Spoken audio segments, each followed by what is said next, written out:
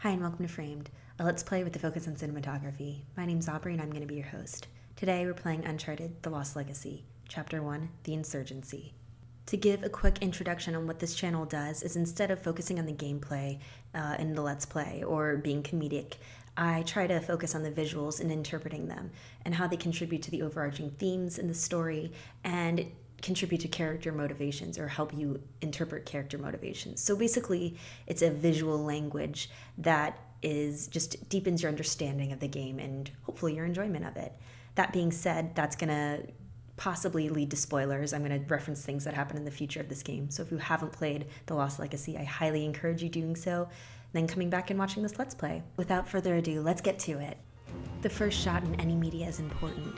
Here we have a wide shot, and on the left we have a Hindu temple bathed in golden light, and on the right we have a dark residential area filled with smoke, and a river and a bridge between the two areas. The camera pans down, so it goes down a little bit, and we see in front of the Hindu temple a bunch of military types. As the camera continues to pan down, we see a bird in a cage, and then right immediately after that we see Chloe Fraser shrouded in red. These rapid fire of images really help set up the premise of this game. On the left, we see this Hindu temple where it was glowing and looked ethereal, and on the right, just to the right of it, so close, is all this destruction, and we can assume it's human-made because there's smoke coming out of it. The color that Chloe is drawn to right now is a blue scarf, and blue, through the rest of this game, is associated almost exclusively with Nadine Moss. Back to interpreting the first few images of this game, the fact that there is this light, this ethereal religion temple on the left, and on the right there's this destruction. It's like two sides of the same coin. No. And in between them is a river, and if you played or listened to my Uncharted 4 Let's Play, you'll notice that a river was a big theme in that as well too. But rivers traditionally symbolize fatalism and this sort of going through, they have a distinct past, so they are fatalistic almost, that they're going through life and they represent your journey in life. And a bridge is connecting these two disparate parts. So there is this sort of peace, but it is a tenuous peace since we did see the military types right in front of the temple. And then we see this encroaching destruction. And the first person we see who is trying to navigate between these two worlds is Chloe. And right in front of Chloe when we first saw her was a bird in a cage. So for some reason she's feeling caged. There is some part of her that is not feeling completely whole or free, since birds often represent freedom. And here we have our first Hindu god that is presented to us, and probably the main one in this story, of Ganesh. The conversation Chloe has here not only sets up a backstory, but also contributes to her character. Yes, to defend the honor of his father, Shiva. And Chloe chooses to carry around this Ganesh statue everywhere she goes with her. If you finish this story of The Lost Legacy, then you know that this figure was given to her by her father, so you could interpret it as her carrying it around just as a memento of the father. But when we think back to the conversation Chloe just had, she was really quick to jump in that Ganesh was there to defend his father's honor. We know that the journey Chloe is going on is similar. She maybe not so much at this point wants to defend her father's honor, but she wants to understand his motivations for going and leaving her, which is part of the reason she's so sympathetic with this little girl. Don't get me wrong. Her father left her in search of a greater cause. He volunteered to leave her, and Chloe relates to that because she feels abandoned. And Ganesh is the one that suffered the penalty by defending his father's honor, just like Chloe suffered of losing her father early on when he decided to pursue what he wanted. It's here we really get to explore this temple and just ogle at its beauty and see this golden ornate tower reach up to the heavens. It's definitely moving. And when the camera turns around to face the little girl we see in the distance on the left, there is smoke and destruction. So right when we see the temple, it is coupled with this setting sun, this diminishing of light, and then all of this smoke just off in the distance, encroaching upon this beautiful temple that is transcendental and reaching up to the heavens. We even see a few stars littering the sky. People aren't allowed across the bridge. It's too dangerous. Listen, kid, it's been really fun. You need to make yourself scarce. I have a spare bed in the store. 300 rupees. Best deal in all of India. Okay, no thanks. I need to get on this truck. Bad idea. The rebels, they hurt people. Listen, I need to help my friend, okay?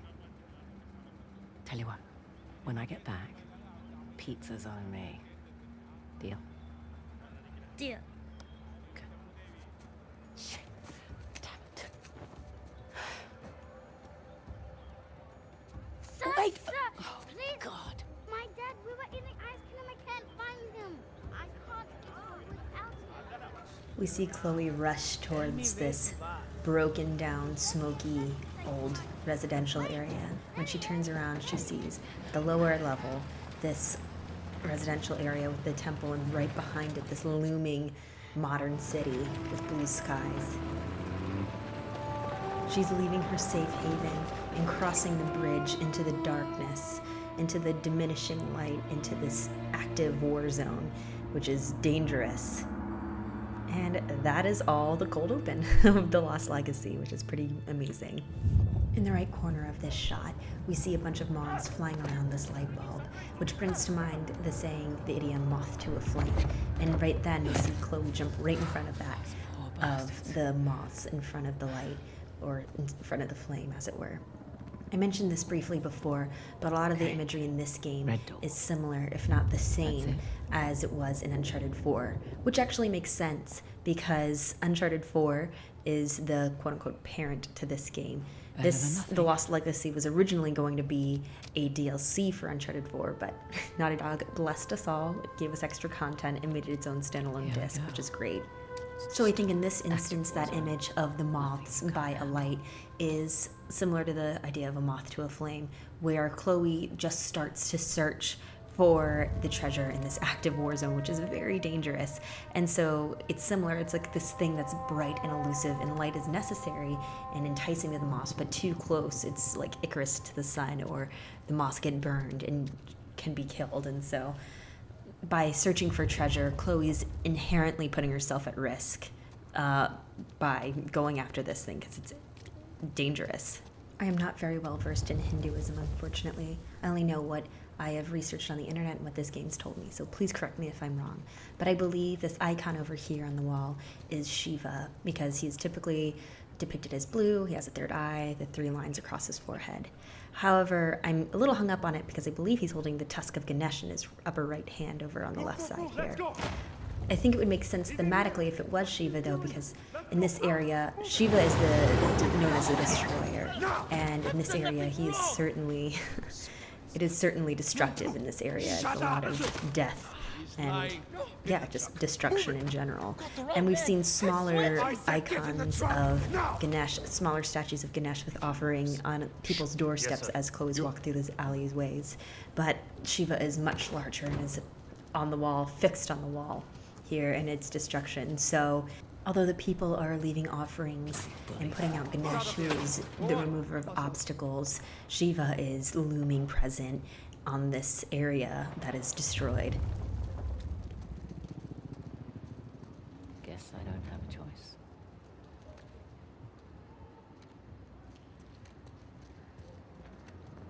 Hey, hold on. What's your rush? How do I know you're not smuggling something in here? Arms up. Hey. It's dangerous to be out so late. Hey. Where do you live? What are you, deaf? I really like the little details in the scene here, because once where Chloe's live. being threatened, not just sexualized by the other guy, but threatened by I'm in the this middle of man who's something. clearly higher up, she clenches her fists and yes. is just about ready to fight. And yet, once she hears that his higher up, the guy in the walkie-talkie, tells You, them to go with me. away, Man and the gun. she's Sir, able to what let about through, her? she's Just able to let her relax and unclench her You fists heard a little him. bit. Get going. Right before Chloe ran into those military rebels, she saw a huge picture of Shiva, who is the destroyer, or at least who I believe to be Shiva. And she could have been destroyed very easily, if not hurt. And on the right here, we see an elephant, and down the alleyway, we see for them, Ganesh I've got with somewhere to offerings around it. And he's the remover of obstacles. So right after she gets out of that sticky situation, she sees the god who's the remover of obstacles.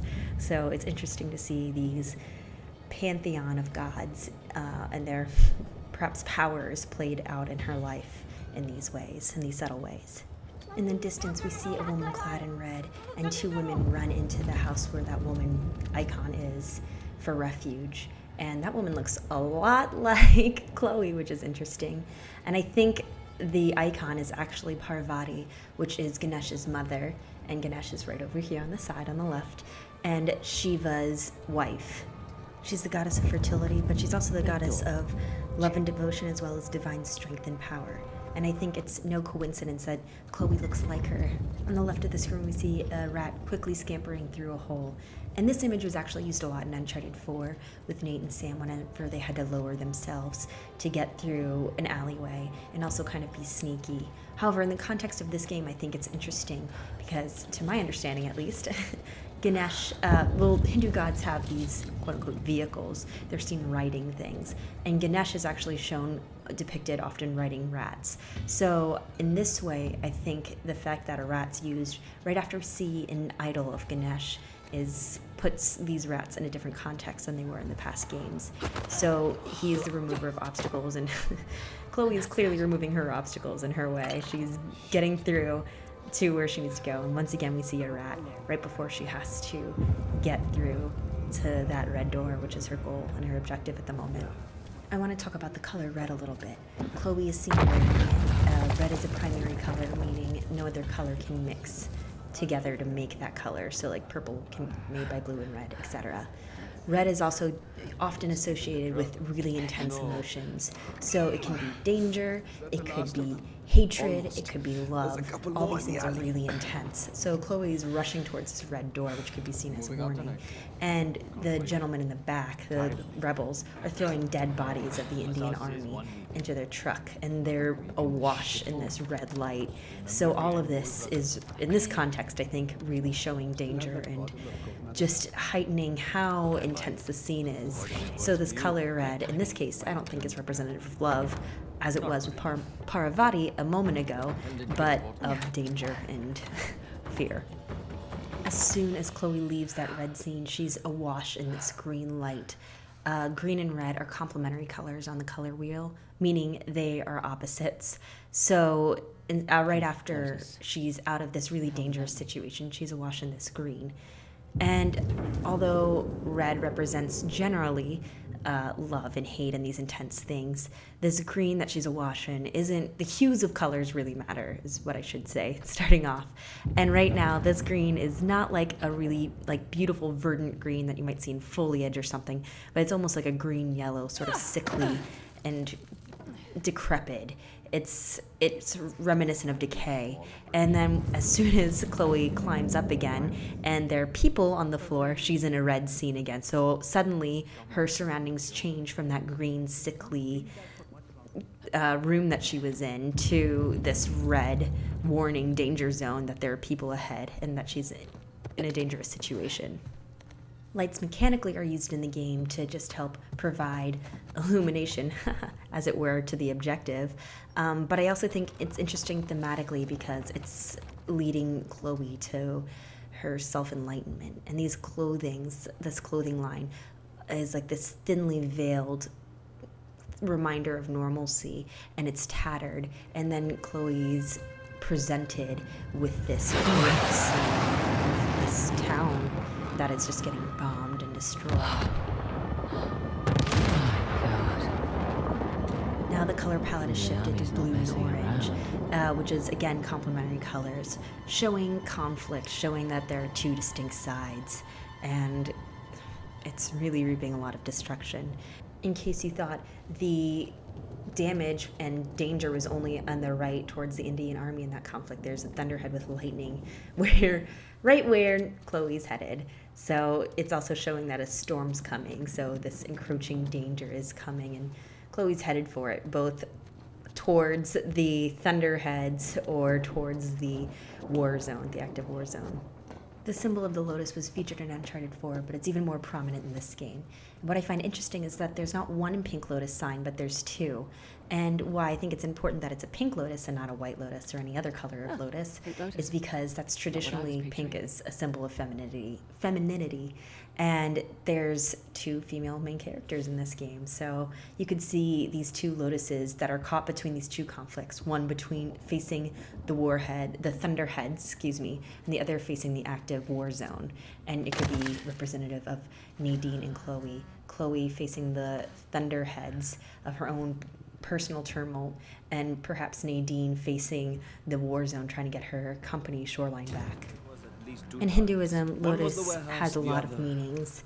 It can represent prosperity, beauty, You're in purity, the and wrong fertility. place, girl. It can also represent eternity, divinity, and life. It goes on to say that humans should seek to be like lotuses, standing on their own when in search for liberation. So lotuses grow out of the mud of the muddy waters and rise up in this beautiful fashion. And instead of searching for material things, which is the mud, they should rise up and focus on what's really important. I think it's interesting in the context of this game because the lotuses are literally signs, they're neon, but they're the only thing emitting this nice, beautiful light, and they're facing these dark, encroaching clouds of either storm clouds or clouds of smoke caused by destruction. So they're these beacons of light in this very dark world. That's where I'm going to end it this week, and I hope to see you again next Wednesday for Chapter 2 of Uncharted The Lost Legacy. Thanks for watching. Bye.